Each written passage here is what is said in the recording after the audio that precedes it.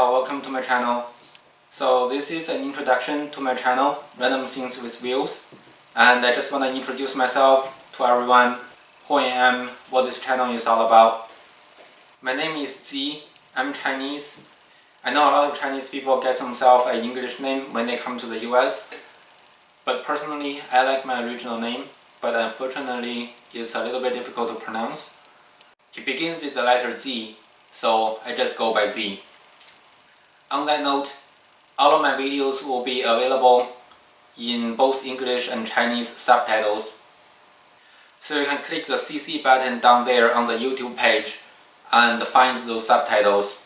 If they are not there, you may need to go to Setting first and select your language, and then you should be able to see both the English and Chinese subtitles. I like everything with wheels, so bicycles, cars, trucks, trains. That's why the name of the channel is Random Things with Wheels, because I love them all. I also like motorcycles, but I have got myself enough of the money pits, so I don't feel like jumping into that rabbit hole anytime soon, but I do like them. On that note, let me show everyone the money pits that I'm in right now. On this side of the garage is my ND1 Miata. It's the 2017 model year, which comes with 155 horsepower 2-liter engine. That's before they facelifted the car.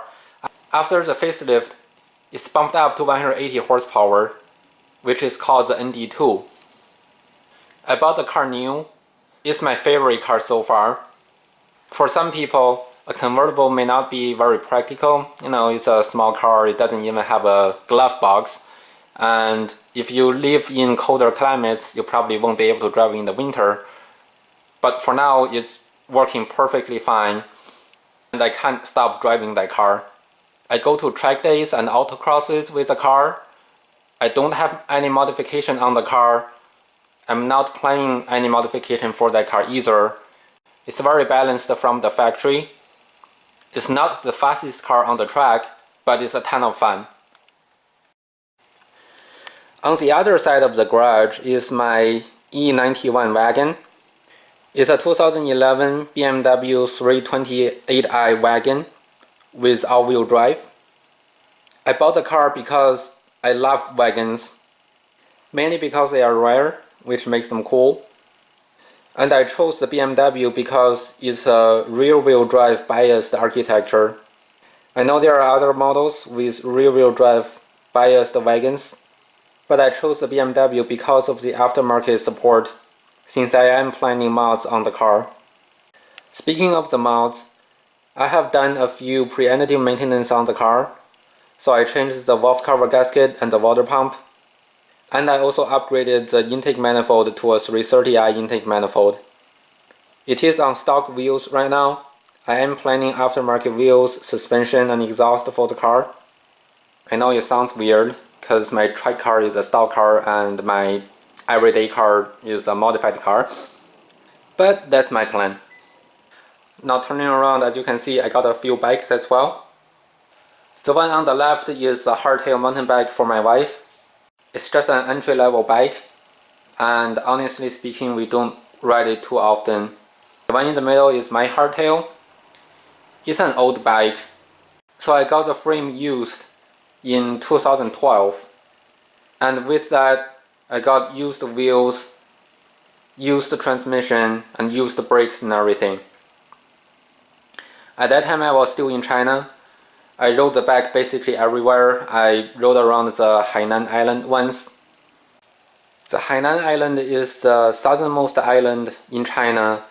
It got a very nice climate. It's like Miami in the United States. So the route around Hainan Island is about 800 kilometers or 500 miles. And at that time I was new to cycling. So I rode the bike into the sea a couple times and didn't clean up the chain timely, and the chain rusted out, at which time I replaced it with new chains and new shifters.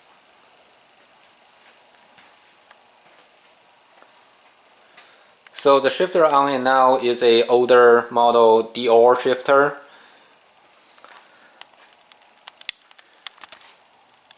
It still got the 3x10 transmission. Nowadays, every new mountain bike is basically a 1x transmission. After I brought the bike to the United States, I have since replaced the wheels, the fork, and the brakes. And now even those components have some significant mileage on them. But the bike has been working absolutely fine for me. And with proper maintenance, I'm sure I can ride it a whole lot longer.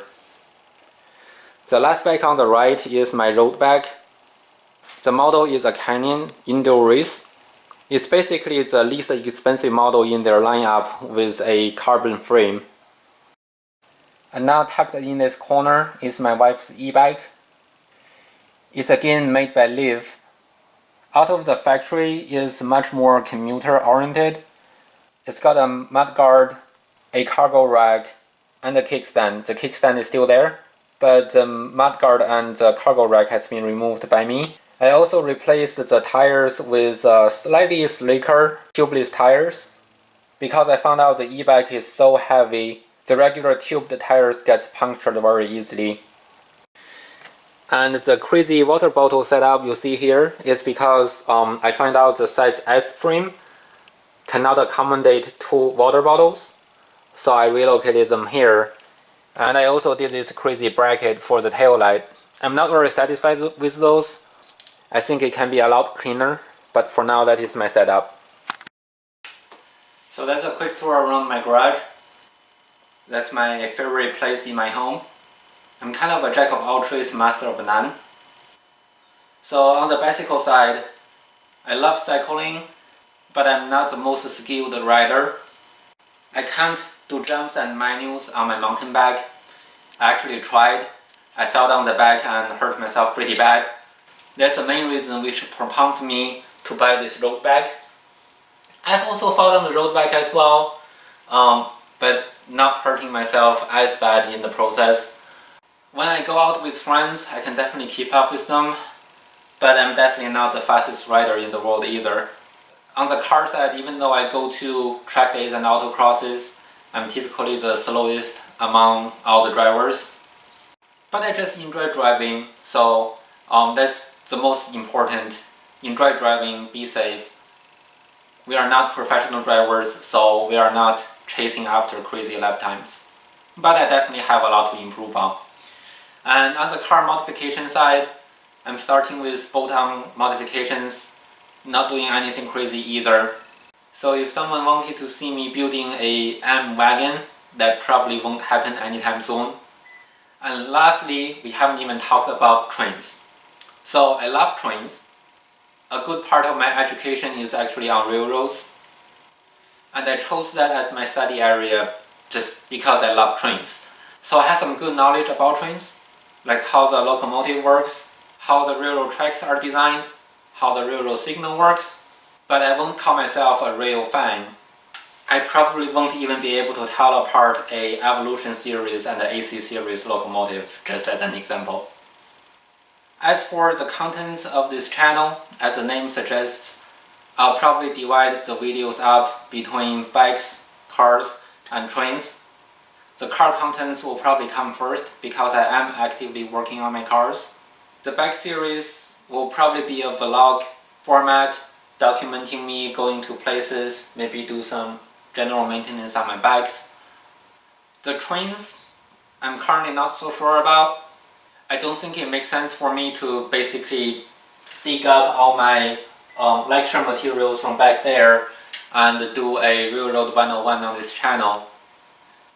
I'm trying to go out and take more photos and videos about trains and maybe explain some stuff at the meantime.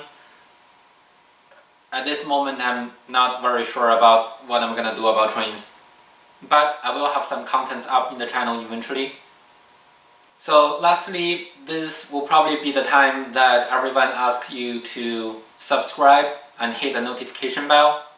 Well, I'm not gonna ask you to do that, except that I just did, but I'm not gonna ask you to do that because I'm not a professional YouTuber and the quality of the videos in my channel is probably not the top notch. On every aspect of my video contents, there are better made, higher quality videos out there on bikes, cars, and trains.